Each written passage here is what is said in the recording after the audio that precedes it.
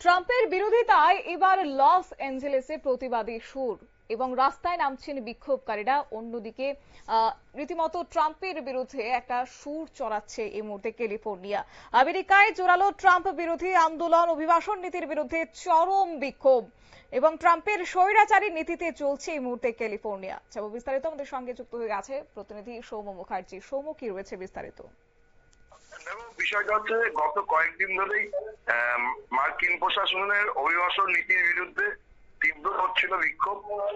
Los Angeles সহ ক্যালিফোর্নিয়ার বিভিন্ন জায়গায় ট্রাম্প প্রশাসনের আধিকারিকদের সাথে সাধারণ মানুষের তুমুল মারামারি হচ্ছিল। বিভিন্ন জায়গায় গাড়িতে আগুন ধরিয়ে দেওয়া হয়, দোকানে লুটপাট চালানো হয়। তার দমন করার জন্য ট্রাম্পও প্রচুর ন্যাশনাল গার্ড নামায়। পরে পরিস্থিতি স্বাভাবিক না হয় নৌসেনার লোকজনকেও নামানো হয়েছিল, কিন্তু তারপরেও আন্দোলনকে থামানো যায়নি। এদিকে লস অ্যাঞ্জেলেসে যে প্রতিবাদ বিক্ষোভ শুরু হয়েছিল তা ধীরে ধীরে গোটা মার্কিন মূল্যকেই ছড়িয়ে পড়ছে। ট্রাম্পের বিরুদ্ধে আন্দোলনে সরব হচ্ছেন সাধারণ মার্কিন নাগরিকরাও। তাদের অনেকের মধ্যেই বিভিন্ন জায়গায় সব ট্রাম্পের স্বৈরাচারী নীতির বিরুদ্ধে সংগঠন তৈরি করে রাস্তায় নামা হচ্ছে। এই আন্দোলনের নাম দেওয়া হয়েছে নো কিং, মানে রাজা চাই না। কারোর হাতে তার পোস্টারে লেখা রয়েছে যে ট্রাম্পকে গদি ছাড়তে বলা হয়েছে, আর কারোর হাতের পোস্টারে সংবিধান বাঁচানোর ডাক দেওয়া হয়েছে। পরিস্থিতি স্বাভাবিক করার জন্য ট্রাম্প প্রশাসনের তরফ থেকে নানা রকম ব্যবস্থা নেওয়া হলেও কোন রকম ভাবেই সাধারণ মানুষকে দমন করা যাচ্ছে না।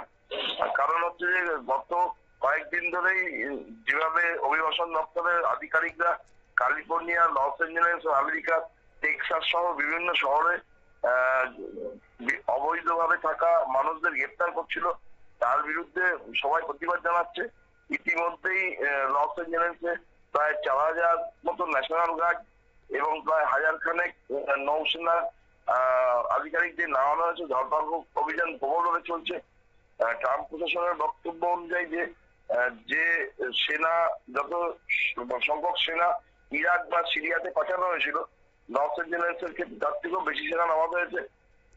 এদিকে প্রায় লস অ্যাঞ্জেলেসের প্রায় 2100টা জায়গায় সাধারণ মানুষ রাস্তায় নেমে প্রতিবাদ করছে। 100টা সংগঠন ট্রাম্প প্রশাসনের বিরুদ্ধে সরব হয়েছে। এদিকে জানা গেছে যে ক্যালিফোর্নিয়া প্রশাসনের তরফ থেকেই ইতিমধ্যেই ট্রাম্পের অভিবাসন নীতির বিরুদ্ধে মামলা হয়েছে। সেই বিষয়েও সবাই তাকিয়ে আছে কি পরিস্থিতি যায়। কিন্তু যত দিন যাচ্ছে ততই ট্রাম্প প্রশাসনের বিরুদ্ধে আমেরিকার বিভিন্ন শহরে বিক্ষোভ হচ্ছে। এই সুর যদি আরো বাড়ে তাহলে ট্রাম্পের ক্ষেত্রে পরিস্থিতি খারাপ হতে পারে বলে মনে করছে শতাব্দী। এই প্রতিবাদের পরে ট্রাম্প সরকারের পক্ষ থেকে কোন রকম কি কিছু বলেছে বা মুখ খুলেছে? ট্রাম্প সরকারের তরফ থেকে বিরোধীদের এই বিষয় নিয়ে কোনো কিছুই মন্তব্য করা হয়নি। গতকাল শনিবারই ট্রাম্পের জন্মদিন ছিল, পাশাপাশি মার্কিন সেনার 250তম বর্ষপূর্তির অনুষ্ঠান ছিল। সেই উপলক্ষে ওয়াশিংটনের পাশেই হোয়াইট হাউসের পেছনে একটা কনস্টিটিউশন এভিনিউ বলে জায়গা আছে, সেখানে প্রচুর সেনা কর্মী, সাজোয়া গাড়ি, বিভিন্ন হেলিকপ্টার নিয়ে প্রদর্শনী হয়। তবে ট্রাম্প বিরোধী লোকজন সেই সময় জড়ো হয়েছিল এবং তারা ট্রাম্প বিরোধী স্লোগান তুলে তাদেরকে আটকানোর জন্য প্রশাসনের তরফ থেকে কড়া ব্যবস্থা নেওয়া হয়। তবে এই বিষয়ে এখনো ভাবে সরকারি কোনো বিবৃতি ট্রাম্প অফিস থেকে দেওয়া হয়নি।